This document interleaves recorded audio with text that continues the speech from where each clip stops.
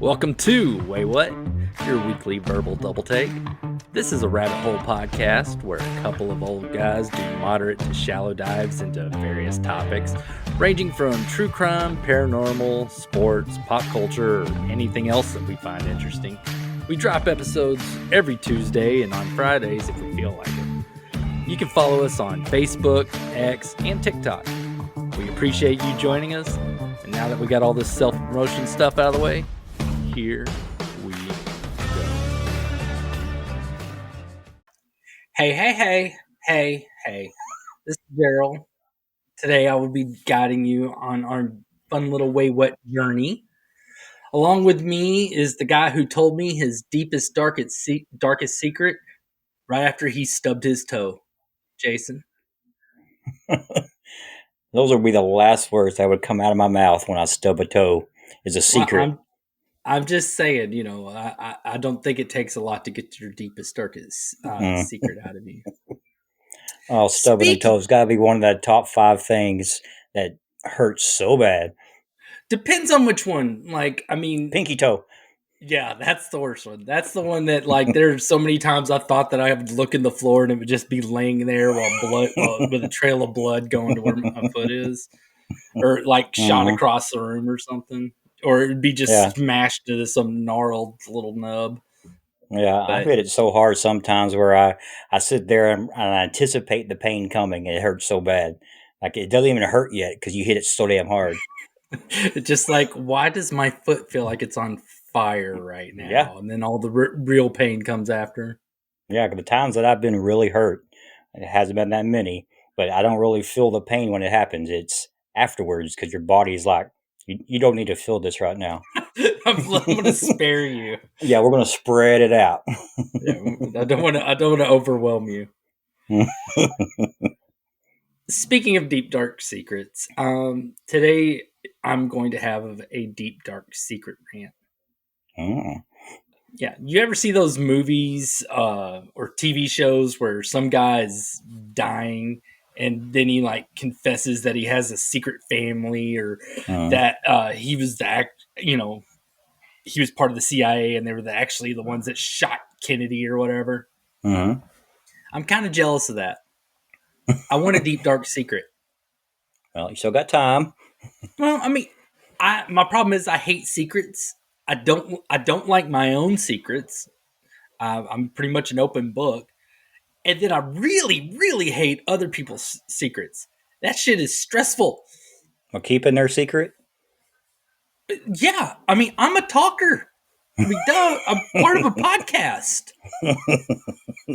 I write and talk about stuff not knowing if 4 or 50 people will even take the time to listen to what I say, but I still want to say, and I get to talk to my buddy about interesting things. I enjoy just speaking. So secrets suck for a talker. Very true. Yeah. And what makes it worse is, I said I was an open book. Well, a lot of that's because I'm not good at filtering myself. And if you're keeping a secret from a specific person, you actively have to concentrate on not saying that one thing that's there. I mean, I can't tell you how many times I've come close to spilling the beans on something, not because it's I just have to say the secret. It's just that I was talking and it seemed to flow with the conversation. And then you're like, oh crap, I can't retract it now. No. I mean, and it's not. What secrets have you been keeping? None.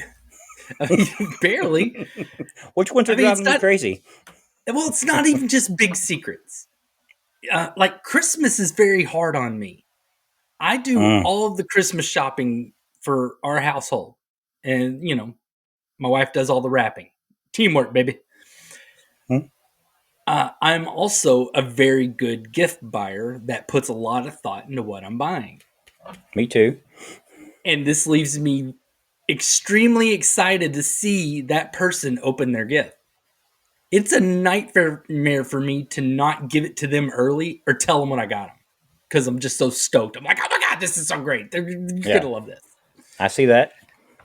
I mean, yeah, my wife has to keep me in check, especially since our daughter is more than willing to take advantage of this Hmm. weakness of mine. She's just like, "Oh, you could just give it to me early," and then I'm like, "Yeah, you're right." And then Denise is like, "No, shut up." The other part about secrets that I don't like is that you typically have to lie to keep them. I'm not a Hmm. good liar. I am a terrible liar.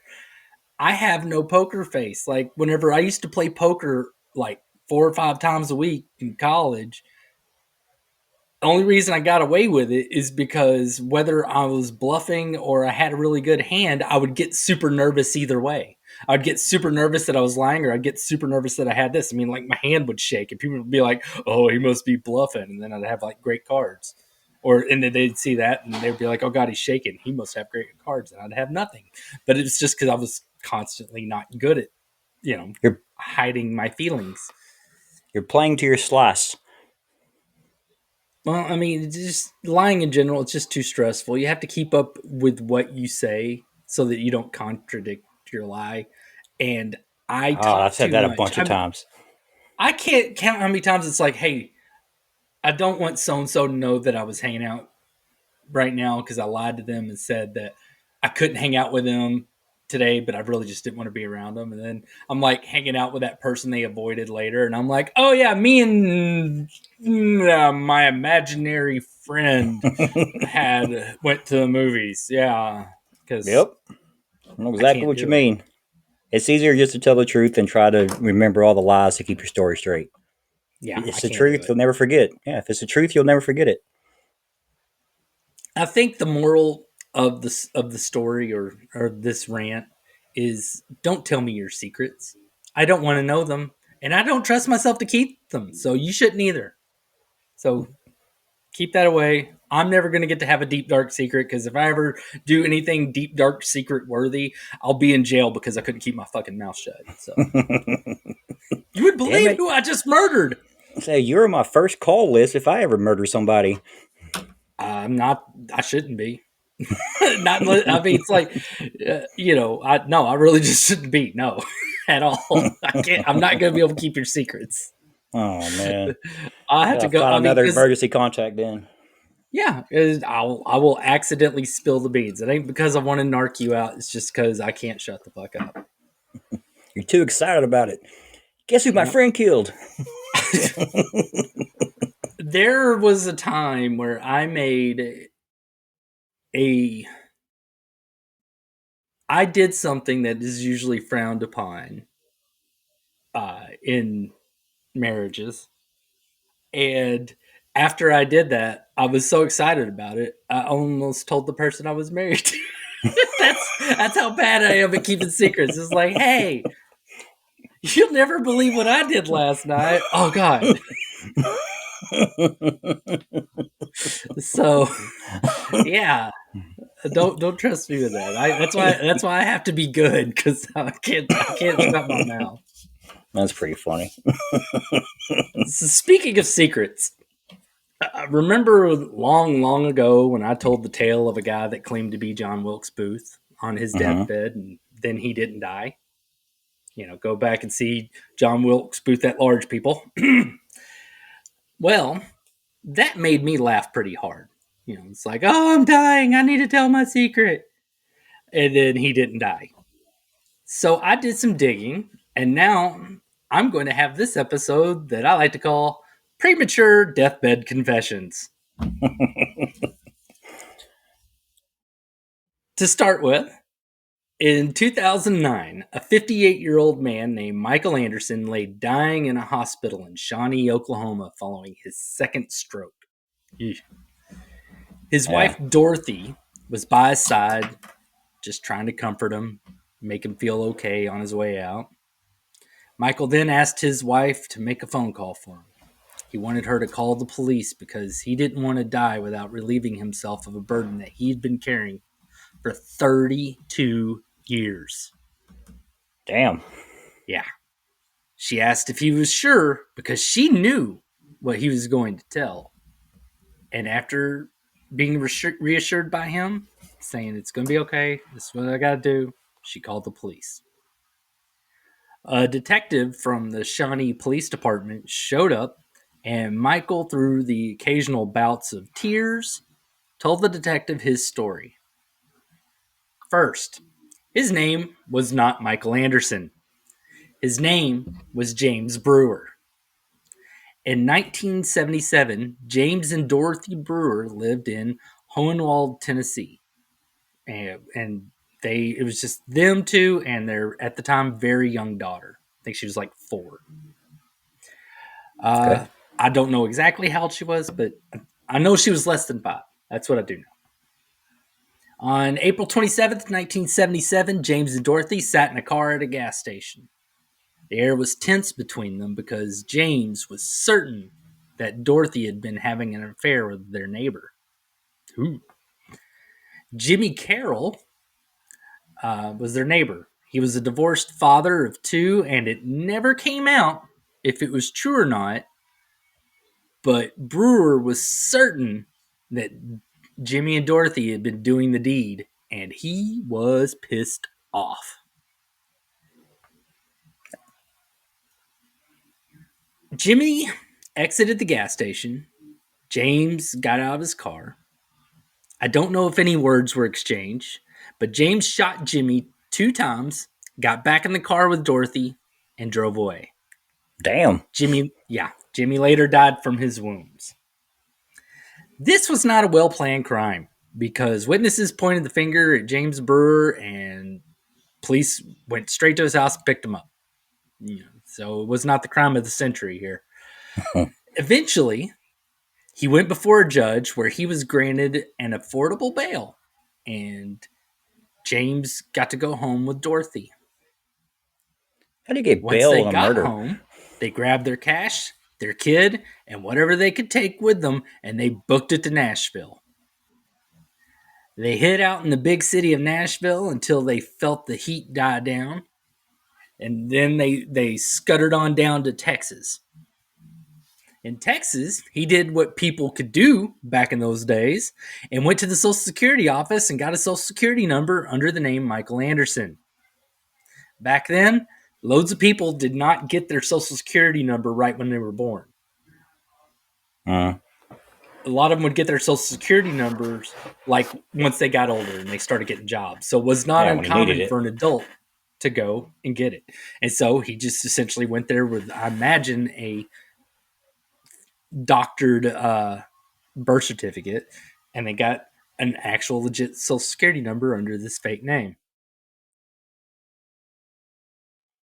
They then moved to Shawnee, Oklahoma. Good, get out of my state. Where they actually decided to put in roots. Brewer got a job as a machinist, and him and Dorothy were both very active with their local church. They just lived normal lives there for 30 years. That is until James had the 2 strokes that I mentioned at the beginning. James told the police his true identity and that he fled a murder charge with the help of Dorothy, who had to translate what he was saying because, 1, he was crying a bunch, and 2, he just had a stroke. So everything he was saying was all, like garbled and slurred. She, with her translations, made sure that he never technically confessed to shooting Jimmy, just that he fled the murder charge. She was very particular about navigating around that. Those damn Uh, the, translators. yeah. The police thanked him for his time and went back to the police department where they began trying to validate his story. Just because somebody says, "Hey, I killed somebody," they can't just throw him in handcuffs and bring him in. They got to make Yeah. sure that what he said was real. Dorothy waited by James's side and was prepared to, for him to go through his final moments. The funny thing was, it never happened. And the next day, his vital signs began improving. Hmm. Eventually, the hospital discharged him because he was doing so well. And that left Brewer and Dorothy with a choice. They emptied most of their belongings into their front yard and began an impromptu garage sale where they sold most of their belongings. Then the next day, they were back on the road. But this time, they went back to Hohenwald, Tennessee. James Brewer presented himself to the Lewis County Sheriff's Department. They arrested him, and after bail was set, he was bailed out. And that is where this story stops. There has Oh, not been an update on this case since 2012. I can't find anything saying whether he's alive, in jail, dead, or, sold into slavery somewhere. I have no idea what ever happened to this guy. I hope The he's on new the run. Well, no, he's not on the road because he went and turned himself in. But he got bail again, right? Yeah, but I mean, imagine if he went back on the run, that would have made news. I mean, the fact that the news loved the fact that this was a premature deathbed confession. Once the novelty of that, wore off, it was kind of like whatever. And I'm sorry, as much as I enjoy doing this podcast, I'm not going to spend, I don't know, 20, $30 on getting records requests from Hohenwald, Tennessee. So you can have this story in however you want. If you want to be like Jason and think nonsense, like he's went back on the run with his stroke-addled body, then go ahead. Yeah. I figure he probably is no longer among the living. I just see it as Nashville, or not Nashville, hole in the wall, Tennessee, giving this man who came back to confess for the murder that he was already arrested for again, and then to give him bail again. They're not going to announce that oh yeah, we made that mistake twice to the same Of guy. course, they would announce it. It would get. I mean, one, they'd have to put out like bolos and APBs and stuff like that, Right, which the press monitors, and the press would love this. They could go to town on it. right. And with, I like you think I said, think with it's his less stroke interesting. riddled body, It's less interesting to be like, oh, and then he died. You know. yeah, and with his stroke riddled body, they were like, whatever, go Yeah. ahead. The next confession also happened in 2009. Also happened in Tennessee. So we Man, aren't moving far or anywhere at all for that matter. A man named James Washington was serving a prison sentence for attempted second degree murder. If that doesn't give it away, he was not a very nice guy. He also wasn't a very healthy guy, and he was being watched over by prison guards as he was transported to a hospital. As James lay on the gurney, he felt as if the end was near and he wanted to clear his conscience before he died. He decided to unburden himself to one of the guards. James, again a James, went on to confess to the 1995 murder of a woman named Joyce Goodner. James and Joyce were both drug addicts back then, and they had gone to an abandoned house where he is said to have traded her crack for sex. Crack for crack, I guess. I don't know what went wrong. I don't know if he shot his shot too early or didn't shoot it at all or he couldn't get it up or whatever the case may be. But it all ended with her being stabbed in the neck and her head smashed in by a cinder block. good grief. Yeah. The crime scene was discovered because he tried to burn the evidence and the crime scene. He set it on fire. However, he Never failed. works. No. Her body was wrapped in a carpet, so the carpet itself was what did a lot of the burning. People saw smoke coming from the house and called the fire department. Yeah, Who come could have put saw? it out. Two guys found the fire that James Washington started to cover up Mhm. his murder. And whenever they busted in, they see something's wrapped up in carpet. And typically, if something's wrapped in carpet, it's traditionally a dead body. Yeah, Tradition. I mean, historically speaking. yeah. The Uh, percentages are definitely in the dead body's favor. yeah. So they did the smart thing and they put a mattress on top of it and just smothered that fire out.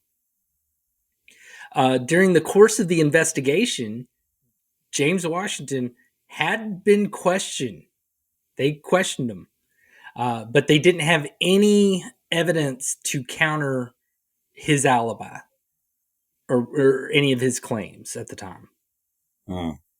That is until after his confession, which, as much as he thought it was a deathbed confession, he recovered fully. And instead of a deathbed confession, it became just a confession. Mm. This confession was enough to convict him and have him sentenced to life in prison. So, hooray. That's how that story ends. It's just funny. I mean, essentially, he was like, I'm having a heart attack. I'm going to die. And then he told on himself. I would have gone into detail about the trial, but honestly, it's just kind of annoying because, like, his lawyer is just like, it was his medicine. It made him delusional. It does that. That's one of the side effects. It's been done, yeah, where they confess to the actual details of an actual murder. And it's like, oh yeah, I was just totally out of my mind at the time. My bad. Oh, those are one of those big old oopsies right there. Oh yeah. Well, I've got one more big old oopsie for us to talk about. All right. This one, we will be hopping across the pond, so to speak, to Effingham, England, which I kind of wish we had that place here because we wouldn't call it Effingham. We would call it Effingham. Anyways, in 2006, glad you enjoyed that. That's the polite way of putting it. Yeah. In 2006, Tony Wakeford, who had been suffering for years with Parkinson's disease, Mm. was laying in a hospital bed while his wife, Patricia Wakeford, stayed by his side, you know, wiping his brow, holding his hand, all those nice things that you're supposed to do whenever the person that you love's dying. Their marriage had been notoriously rocky, with police being called out to settle some of their more loud disputes. uh, that sometimes seem like they may have been violent, but nothing ever explicitly said. But the police were occasional visitors because of their arguments. It's one thing I am very proud to say. I've never had the police come out because of an argument that I had with any of the ladies that married me. Me neither. I got him to shut up in time. Yeah. Just playing. Just playing. Don't hurt me.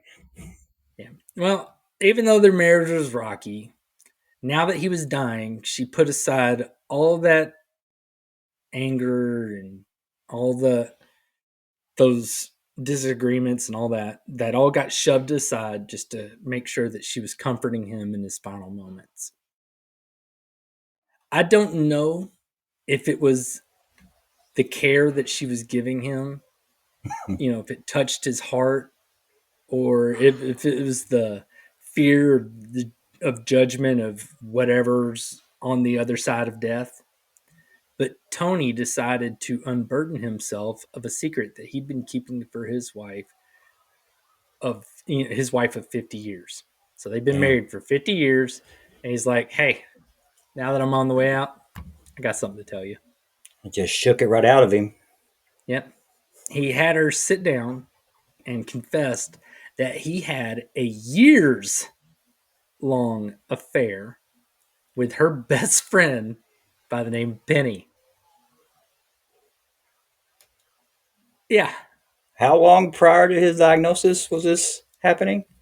Or was it Well, during? I think I get to it later. I don't remember if I do or Okay. not, but at this point he'd already had Parkinson's for nearly 3 decades, Holy crap. and his affair ended early on his Parkinson's diagnosis, or at some point whenever it got bad or whatever. But Mm. he wasn't able to imagine. I mean, I don't know. Maybe she liked the vibrating motion, but it was harder to sneak around. No telling. Yeah. He Uh, didn't require you put a quarter in it. yeah, but yeah, he told his wife of 50 years that he spent a number of those years fucking her best friend. I was going to say begging, but whenever it's her best friend, it needs to be a little bit more raucous or jarring. Mm-hmm. Well, this left her shook, of course. She's just absolutely just like, Of course it what? did. But You say how? shook about a Yeah. Parkinson's wife patient. Oh, wow, yeah. I didn't even realize that. I mean, no, I totally meant to do that. She been shook her whole life, Darrell. He was the one with Parkinson's. He'd only shake her whenever he'd grab her or something. She was close enough. Oh, Well, god damn, that's she funny. did like a lot of people will do whenever they need to step up and be a better person than whoever it is that they're angry at. And she put all of that aside because he was dying, and she wanted to make sure that his exit was an easy one. Funny thing was, the next day, his heart rate stabilized. And as each day passed, he began recovering. The Parkinson's disease was still devastating to his body, but he was no longer at death's door. So they sent him home where his wife would resume taking up his daily care. Oh, you're gonna sit in that piss diaper. Yeah, because whenever he first got bad, she quit doing she didn't. I don't remember if she had a job. I know she had like volunteer work or something that she did that was very important to her, but she threw all that aside whenever he got bad enough where he needed care at home. And yeah, so she'd been doing that for years and years and years, and now she's take care of a guy that whenever he thought he was gonna die, was like, hey, I fucked your best friend. Take me, Lord. Take me. Hello? Hello? Oh, shit. Oh my god, that's greatness. Well, of course, things are different now for them. I mean, first, he isn't dead. his escape plan on confessing that failed. And now, for her, she's feeding and cleaning a man that betrayed her for years. I mean, she's having to make him food, feed him, feed him like you would a baby, probably wipe his ass, all sorts of stuff. Oh yeah. Yeah. She tried to push past it, but occasionally she would not occasionally, just constantly, she'd be overcome with just absolute anger. Doing I her best bet. to cope. What? I said, I bet she's overcome with anger. Oh, yeah. She gets She stuck was with a able double-edged sword. she was able to deal with it for 5 years. Oh no 5 years way. of knowing that he banged her best friend and that she's been like cleaning up after him, wiping his ass and trying to, make him feel better. And she dealt with it for 5 years until one day while making his dinner, she hears a song on the radio that she remembered him dancing with their friend to at one of their Oh. little things where they all went out together. Hmm. And she snaps. She screams, "Why did you do it?" Which I would like to take a moment right now, and and this is like a public service announcement for all guys, I imagine, all like heterosexual guys, I guess. I don't know if gay guys have the same problem, but fellas, if you are dumb enough to cheat on your wife and get caught or decide to confess because you think you're dying and then it turns out you're not. If your wife finds out that you cheated and you elect to stay with her and work it out, just remember that is you signing up for her throwing it in your face for the rest of your life. Period. You never get to live that down. You never get to get mad that at any time that she accidentally shrinks one of your shirts or she accidentally punches you in the dick in your sleep or something, and you go, "Oh my god, you fucking bitch!" And she's like, "You cheating asshole!" You got to be like, I'm sorry. Punch him That's again, what you have to please. live with. So if you're not capable of dealing with that every day for the rest of your life, go ahead and get the divorce. Otherwise, we might end up with a story like this. Because she's sitting there, here's the song. Why did you do it? Because she gets to throw it in his face forever and ever and ever. That's how that works. Mm-hmm. However, she did not throw it in his face forever and ever enough. I mean, she had years to make up for. And unfortunately, she decided to snap while she was cutting vegetables. And she Uh-oh. had a big knife in her hand. And Tony, which from what I've read about him, wasn't exactly the greatest guy in the world. Well, I think he was kind of sick of her shit over it because he does, he didn't have the chance to say I want a divorce because it would kind of go because he was all sick. It wouldn't have worked. And that and who would take care of him then? Mm-hmm. But apparently he got sick of her shit and he grabs her arm and he tells her, "Shut up." And that is where the violence begins. Mm-hmm. Patricia claimed that she feared for her life, despite all medical records and exams before this, noting how just completely weak he was. That, he could have grabbed her, but he wasn't going to be able to pull her or do anything with it. And she'd be able to just slap his hand off. And on top of that, they found defensive wounds on his arms and hands and a knife buried into his chest. Uh, Yeah. man, how she ever hit him? What? It's pretty amazing that she was able to aim so perfectly in his chest because he probably wasn't very still. Ha ha ha ha ha. Well, you forget he was actually crippled. So I mean, it was just Mm. like at that point he was just it would still be like fish in a barrel. He was. It isn't like whenever he has his Parkinson shakes, like he's rolling to one side of the bed and then the other. It's more like a chihuahua. Like trying to stab a fish out of water. No, not that hard. No, couldn't fucking move. A fish that's been out You of water for a know how while. devastating this stuff is. Yes. Like Michael J. Fox is hitting like the bad end of this now, like really bad. I was watching something the other day with him talking about Matthew Perry, and he he's not. I mean, whenever he first got diagnosed, it was just kind of like little shakes and twitches and stuff like that. And now, I mean, he's not talking as well. He has trouble moving and stuff like that. So I mean, this shit will fuck you up. Yeah. Well, I have It's not a just brief. No, I have a brief story about how bad I know this stuff is. okay. Ashley and I were at a bed and breakfast in Wimberley, Texas, and it was a kind of an older bed and breakfast. So I imagine the place, the former tenants that the room we were in were old people.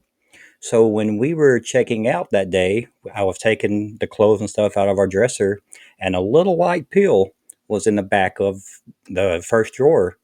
So I'm thinking, old people.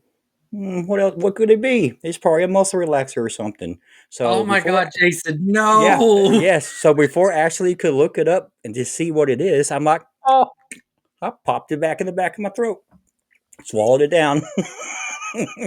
This was it. You were Oh in your no, 40s. not my This greatest highlight. Not my I was gonna greatest say, highlight by any hold on. means. This is why you're in your 40s. Am I correct? No, this was a Late while ago. It's 30s. about yeah, yeah. All right, And that then much as better. we're driving down the road, as we left, I'm driving, starting off, and then I have to pull over and let her drive. I'm like, I can't do this. And then before we got a few more minutes down the road, I was out. And we have a rule: if we go on a road trip together, we're not supposed to go to sleep. We're supposed to keep up the driver. Mm-mm. That did not happen. It completely knocked me out for like 3 hours. I was out. Didn't move. I was perfectly still. Imagine that. Wait, how do you know? Oh, never mind. You're about to tell me. I know where this No, is when going. All right. she finally was able to look it up, we figured out it was a pill for Parkinson's disease. Jesus Christ, Jason. I hope you No, learned your lesson. I did. I You don't did. just, Before I take random pills, I'm going to first look them up and see what they are. or you could just, I don't know, not abuse pills, but, I whatever. don't even do that kind of stuff either. It's just like, why did I did it? I have no idea. I had no idea. How high were But you already? no, I wasn't high that All day. right. Okay. Oh, it was so bad. It was so bad. When I say it knocked me out, it was out. Nothing. like like one of those comas that I was talking about the other day. Yeah. And I usually don't sleep very good in a car. Oh, it was so bad. Ugh. Okay, well, Oh, back to the lady that murdered her husband. yeah. Patricia called emergency services, Mm. and so they sent police ambulance out there, and they found him very much dead, and they arrested her. She was later found guilty of manslaughter, but the judge took mercy on her and sentenced her to 582 days in prison, which essentially let her off with time served. Oh, so that's an odd time. Yeah. Normally, when it comes to like European, and there's a reason I don't talk about like European criminal justice or Canadian criminal justice. I know we have some listeners in both of those areas, and that's fine, but I don't necessarily agree with some of your rulings sometimes. I mean, like Canada, especially. I get if you ever want to know why I'm mad at the Canadian justice system, watch the documentary Dear Zachary, and then you will hate Canadian justice systems as well. Or you can look up about that guy that got his head cut off by that other guy on a bus, and that guy that actually cut the guy's head off and ate pieces of it is out now with a new identity. They just had him in a mental facility for like 7 or 8 years, and they're like, okay, you're good. Go out in the world. Don't cut off any more heads. So normally I have a lot of problems with that, especially like in England, they don't do like actual life sentences. They do, life minimum of 25 years or something along those lines. So people have probation options. And I'm sorry, some people, you just don't deserve it. But this time I'm okay with it. Not because he cheated or anything dumb like that. I'm not, going to pretend to be like some sort of like feminist warrior, be like, yeah, he deserved it. He was a cheater. It's because she isn't going to hurt anyone else. Well, maybe that lady Penny needs to look over her shoulder, but for the most part, she's not going to hurt anybody else. She killed the father of her children, and she has to live the rest of her life as the woman who murdered her husband after he made that deathbed confession. Yeah, I that mean, was she's always punishment going to enough. be, yeah, she's going to be an internet topic for the rest of her life. Imagine she's on all sorts of lists and stuff. So it was Um, punishment enough for her to have to sit there and be with him for an extra 5 years. And not only that, but to take care of him.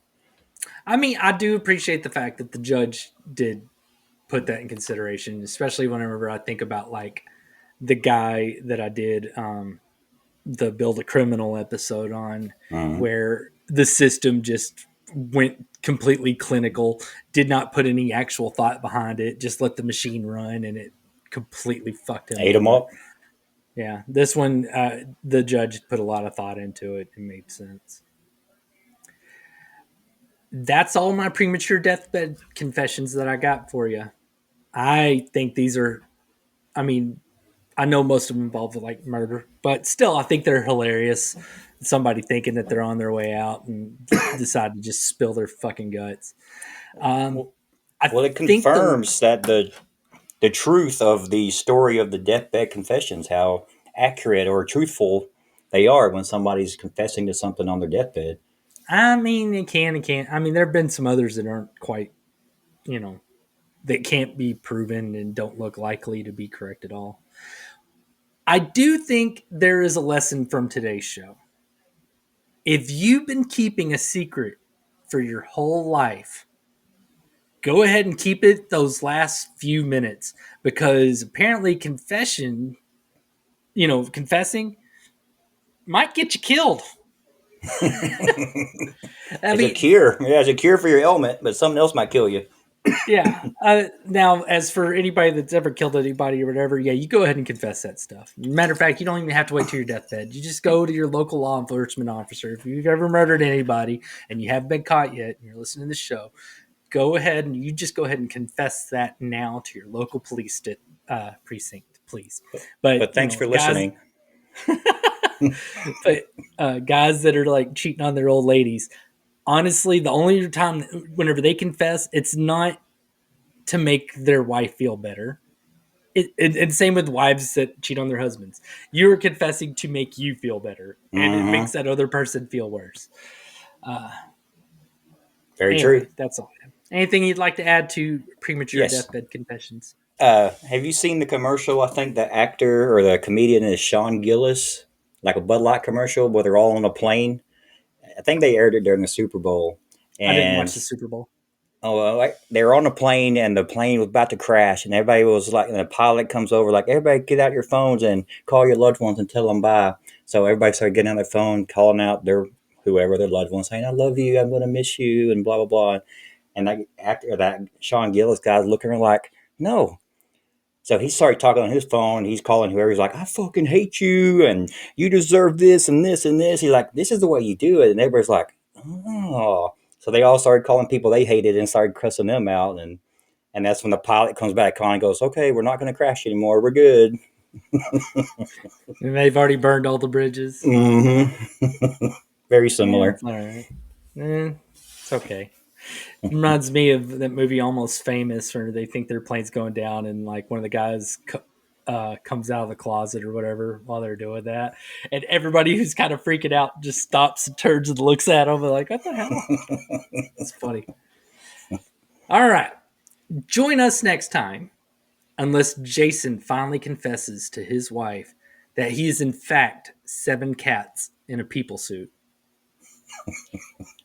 Otherwise, Jason and his 7 cat friends will tell us the things that will make us say, "Wait, what?" Kind of like how my outro will make you say, "What?" Catch y'all then. Alrighty, bye. And later. Thank you for joining us for Waywut. If you would, tell your friends or your enemies that they can watch us on YouTube or Rumble. And if you don't want to see our face, or if they don't want to see our faces, you can listen to us on your preferred audio platform. That's Spotify, Apple Podcasts, Amazon Music, Pandora, you name it, we're probably on there. Please like, review, and comment on whatever platform you joined us on today. We'd appreciate that a ton.